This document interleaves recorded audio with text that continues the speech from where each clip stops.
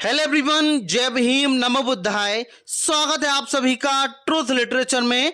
आज की वीडियो में हम प्रयास करेंगे ब्रह्मा के बारे में और वर्ण व्यवस्था के बारे में, किस प्रकार से ज्योतिराव फूले ब्राह्मणवाद की बखियां उधेड़ते हैं और वर्ण व्यवस्था पर वह तर्क करते हैं जो कि आज भी 21वीं सदी में वह तर्क करना असंभव है। तो आइए शुरुआत करते हैं और इस वीडियो के माध्यम से समझने का प्रयास करते हैं कि आखिर क्यों ब्राह्मणवादी लोग फूले और अंबेडकर से इतना ज्यादा खौफ खाते हैं, उनका विरोध करना शुरू कर देते हैं। तो आइए शुरुआत करते हैं और समझने का प्रयास करते हैं।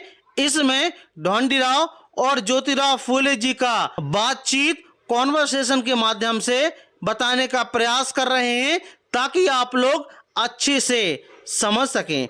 तो ढोंडीराव बोलते हैं कि पश्चिमी देशों में अंग्रेज, फ्रेंच आदि दयालु सभ्य राजकर्ताओं ने इकट्ठा होकर गुलामी प्रथा पर कानूनन रोक लगा दी है। इसका मतलब यह है कि उन्होंने ब्रह्मा के धर्म अर्थात नीति नियमों को ठुकरा दिया, क्योंकि मनु संहिता में लिखा गया है कि ब्रह्मा अर्थात विराट पुरुष ने अपने मुंह से ब्राह्मण वर्ण को पैदा किया और उसने इस ब्राह्मणों की सेवा अर्थात गुलामी के लिए ही पांव से शूद्रों को पैदा किया। तो उस समय भारत में 1843 में ईस्ट इंडिया कंपनी ने गुलामी प्रथा पर अर्थात दास प्रथा पर रोक लगा दी थी और 1861 में कानून बनाकर इसका पूर्ण तरह प्रतिबंध कर दिया था। तो फिर महात्मा ज्योतिराव फूले जी क्या बोलते हैं कि अंग्रेज आदि सरकारों ने गुलामी प्रथा पर पाबंदी लगा दी। इसका मतलब ही यह है कि उन्होंने ब्रह्मा की आज्ञा को ठुकरा दिया है। यही तुम्हारा कहना है ना? इस दुनिया में अंग्रेज आदि कई प्रकार के लोग रहते हैं। उन्होंने ब्रह्मा ने अपनी कौन सी इंद्रियों से पैदा किया, इस संदर्भ में मनु संहिता में क्या क्या लिखा गया है। तो यह महात्मा फूले जी बोलते हैं और प्रश्न पूछते हैं। तो ढोंडीराव जी इसका जवाब देते हैं। इसके संदर्भ में सभी ब्राह्मण मतलब बुद्धिमान और बुद्धिहीन यह जवाब देते हैं कि अंग्रेज आदि लोग अधर्म दुराचारी होने की वजह से उन लोगों के बारे में मनु संहिता में कुछ भी लिखा नहीं गया है। फिर ज्योतिराव बोलते हैं कि तुम्हारे इस तरह से कहने से यह पता चलता है कि ब्राह्मणों में अधम, नीच, दुष्ट, दुराचारी लोग बिल्कुल है ही नहीं। ढोंडीराव फिर क्या बोलते हैं कि अनुभव से पता चलता है कि अन्य जातियों की तुलना में ब्राह्मणों में सबसे ज्यादा अधम, नीच, दुष्ट और दुराचारी लोग हैं। ज्योतिराव फिर बोलते हैं, फिर यह बताओ कि इस तरह के अधम, नीच, दुष्ट ब्राह्मणों के बारे में मनु की संहिता में किस प्रकार से लिखा गया है। ढोंडीराव इसका जवाब देते हैं, इस बात से यह प्रमाणित होता है कि मनु ने अपनी संहिता में जो व्युत्पत्ति सिद्धांत प्रतिपादित किया है वह एकदम तथ्यहीन, निराधार है, क्योंकि वह सिद्धांत सभी मानव समाज पर लागू नहीं होता। ज्योतिराव इसका जवाब देते हैं, बोलते हैं, इसलिए अंग्रेज आदि लोगों के जानकारों ने ब्राह्मण ग्रंथों की बदमाशी को पहचान कर गुलाम बनाने की प्रथा पर कानूनन पाबंदी लगा दी।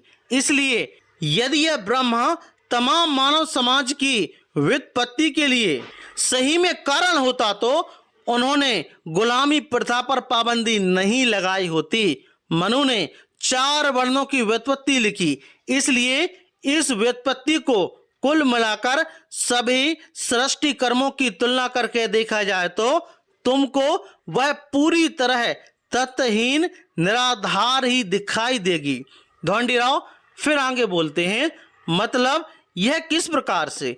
तो ज्योतिराव इसका जवाब देते हैं कि ब्राह्मणों का कहना है कि ब्राह्मण ब्रह्मा के मुख से पैदा हुए, लेकिन कुल मिलाकर सभी ब्राह्मणों की आदि माता अर्थात ब्राह्मणी ब्रह्मा के किस अंग से उत्पन्न हुई, इसके बारे में मनु ने कुछ लिखा भी है या फिर नहीं?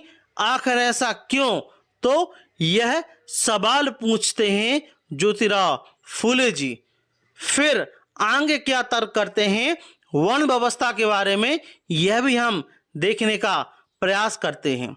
फिर आगे एक और तर्क करते हैं कि अब ब्राह्मण को पैदा करने वाले ब्रह्मा का जो मोह है वह हर माह मानसिक धर्म अर्थात महावार आने पर 3-4 दिन के लिए अपवित्र अर्थात बहिष्कृत होता था या लिंगायत नारियों की तरह भस्म लगाकर पवित्र शुद्ध होकर घर के काम धंधे में लग जाता था।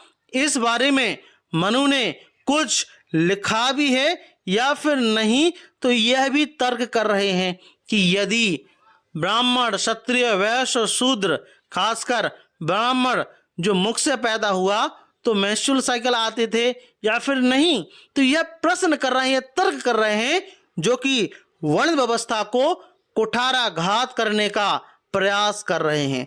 ढोंडीराव इसका जवाब देते हैं नहीं, किंतु ब्राह्मणों की उत्पत्ति का आदि कारण ब्राह्मण ही है और उसको लिंगायत नारी का उपदेश कैसे उचित लगेगा, क्योंकि आज के ब्राह्मण लोग लिंगायतों से इसलिए घृणा करते हैं क्योंकि वे छुआछूत को नहीं मानते। ज्योतिराव फूले एक और सवाल और साथ में तर्क करते हैं कि इससे तुम ही सोच सकते हो कि इन चारों अंगों की योनि महावार अर्थात रजस्वला के कारण उसको कुल मिलाकर 16 दिन के लिए अशुद्ध होकर दूर दूर रहना पड़ता होगा।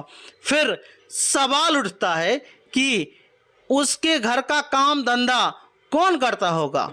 क्या मनु महाराज ने अपनी स्मृति में इसके संबंध में कुछ लिखा भी है या नहीं? यही तर्क कर रहे हैं। तो ढोंडीराव इसका जवाब देते हैं नहीं। फिर एक और सवाल करते हैं ज्योतिराव, अच्छा वह गर्भ ब्रह्मा के मुंह से जिस दिन से ठहरा उस दिन से लेकर 9 महीने बीतने तक किस जगह पर बढ़ता रहा?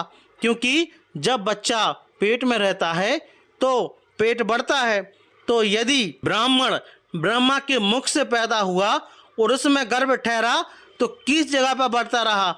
इस बारे में मनु ने कुछ लिखा भी है या फिर नहीं? यह सवाल पैदा होता है। तो ढोंडीराव इसका जवाब देते हैं नहीं। ज्योतिराव फूले फिर आगे बोलते हैं, अच्छा फिर जब यह ब्राह्मण बालक पैदा हुआ उस नवजात शिशु को ब्रह्मा ने अपने स्तन का दूध पिलाया, दूध पिलाकर छोटे से बड़ा किया, इस बारे में कुछ लिखा भी है पर नहीं? ढोंडीराव फिर जवाब देते हैं नहीं। और फिर आगे ज्योतिराव बोलते हैं कि सावित्री अर्थात सरस्वती ब्रह्मा की औरत होने पर भी उसने उस नवजात शिशु का बोझ अपने मुंह में 9 महीने तक संभाल कर रखने, उसे जन्म देने और उसकी देखभाल करने का झमेला अपने माथे पर क्यों लिया? कितना बड़ा आश्चर्य की बात है। यह महात्मा फूले जी बोलते हैं और तर्क करते हैं। ढोंडीराव फिर बोलते हैं कि उसके ब्रह्मा अर्थात शेष 3 सिर उस झमेले से दूर थे या नहीं? आपकी इस बारे में क्या राय है? उस रंडीबाज अर्थात डैश इस तरह के मां बनने की इच्छा क्यों पैदा हुई? यह सवाल करते हैं ढोंडीराव महात्मा फूले जी से। तो महात्मा फूले जी इसका क्या जवाब देते हैं? आज के समय में यह बहुत ही ज्यादा कठिन सवाल है। आज के जमाने में किसी राजनेता या किसी सामाजिक सुधार व्यक्ति की यह हिम्मत नहीं हो सकती इस प्रकार का वर्ण व्यवस्था के बारे में सवाल पूछ सकें। लेकिन यह हिम्मत हमारे पूर्वजों ने दिखाई। ज्योतिराव इसका जवाब देते हैं, यदि उसे डैश कहा जाए तो उसने सरस्वती नाम की अपनी कन्या से संभोग कर व्याभिचार किया था, इसलिए उसका उपनाम डैश हो गया। इस शब्द का इस्तेमाल नहीं कर सकते क्योंकि इतने खतरनाक शब्दों का इस्तेमाल किया है। इसलिए इसी बुरे कर्म के कारण कोई भी व्यक्ति उसका मान सम्मान नहीं कर रहा है। तो ढोंडीराव बोलते हैं, यदि सचमुच ब्रह्मा के 4 मुख होते तो उसी हिसाब से 8 स्तन, 4 नाभियां, 4 योनियां और 4 मलद्वार होने चाहिए, किंतु इस बारे में सही जानकारी देने वाला कोई लिखित प्रमाण नहीं मिल पाया है। फिर उसी तरह शेष नाग की सैया पर सोने वाले को लक्ष्मी नाम की स्त्री होने पर भी उसने अपनी नाभि से 4 मुख वाले बच्चे को कैसे जन्म दिया, यह भी सवाल पैदा होता है। इस बारे में यदि सोचा जाए तो उसकी भी स्थिति ब्रह्मा की तरह होगी। तो आप लोग सोच सकते हैं कि किस प्रकार से ज्योतिराव फूले जी कठिन सवाल पैदा करते हैं वर्ण व्यवस्था को लेकर। तो ज्योतिराव जी बोलते हैं कि वास्तव में हर दृष्टि से सोचने के बाद हम इस निर्णय पर पहुंचते हैं कि ब्राह्मण लोग समुद्र पार जो ईरान नाम का देश है वहां के मूल निवासी थे। यह महात्मा फूले जी बोलते हैं, पहले के जमाने में उन्हें ईरानी या फिर आर्य कहा जाता था। इस मत का प्रतिपादन कई अंग्रेजी इतिहासकारों ने उन्हीं के ग्रंथों के आधार पर किया। सबसे पहले आर्य उन राजाओं ने बड़ी बड़ी टोलियां बनाकर हमारे देश में आ गए और बर्बरता फैलाई, यहाँ के मूल निवासी राजाओं को गुलाम बनाया, ऐसा बताने का प्रयास करते हैं और समझाने का प्रयास करते हैं। तो हमने जो मूल स्थिति जो कि वर्ण व्यवस्था है उसमें तर्क में कितने कठिन सवाल पूछे, आज के जमाने में यह संभव नहीं है। और कारण वही है कि ये जो वर्ण व्यवस्था है हमारे पूर्वजों ने, चाहे महात्मा फूले जी हों, चाहे डॉक्टर बाबा साहब अम्बेडकर हों, इन्होंने इस व्यवस्था को वाहियात व्यवस्था कहा था और आज भी यह व्यवस्था वाहियात व्यवस्था है।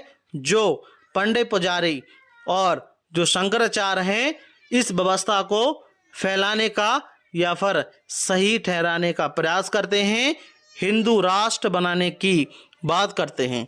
तो हिंदू राष्ट्र अर्थात ब्राह्मण, क्षत्रिय, वैश्य और शूद्र, यही वर्ण व्यवस्था जिसमें महिलाओं को, शूद्रों को, अन्यतजियों को पढ़ने लिखने का किसी भी प्रकार के अधिकार नहीं है। तो आपका इस बारे में क्या विचार है, प्लीज हमें कमेंट बॉक्स में जरूर बताएं। यदि आप ट्रुथ लिटरेचर पर नए हो, ट्रुथ लिटरेचर को आप सब्सक्राइब जरूर करें, साथ ही साथ हमारी वीडियोस को शेयर जरूर करें। जय भीम, जय भारत।